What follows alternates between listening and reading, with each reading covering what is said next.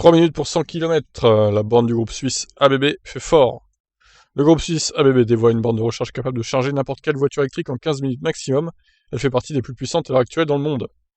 Le groupe suisse ABB dévoile Terra 360. Derrière ce nom se cache en fait une borne de recharge un peu particulière puisqu'il s'agirait de la plus puissante sur le marché mondial actuel à destination des véhicules électriques particuliers. Sa puissance dépasse effectivement celle des bornes Unity, avec comme son nom l'indique 360 kW.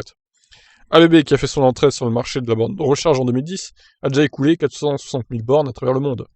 Terra 360 peut recharger 4 véhicules à la fois, mais ABB ne précise pas comment se découpe alors la puissance, si l'ensemble des prises sont connectées. Rappelons que chez Tesla, par exemple, la puissance de 250 kW reste dispo pour les deux autos, même si elles chargent en même temps à la borne. Avec Terra 360, il sera possible de récupérer 100 km en moins de 3 minutes et de charger la plupart des véhicules électriques en un quart d'heure.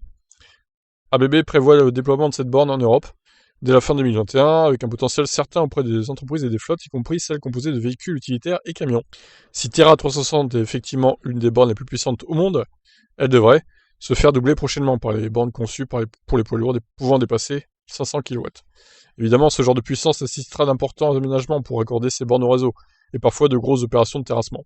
Une contrainte contournée par la borne à batterie, oui, qu'on a vu il y a quelques jours du coup, Ion.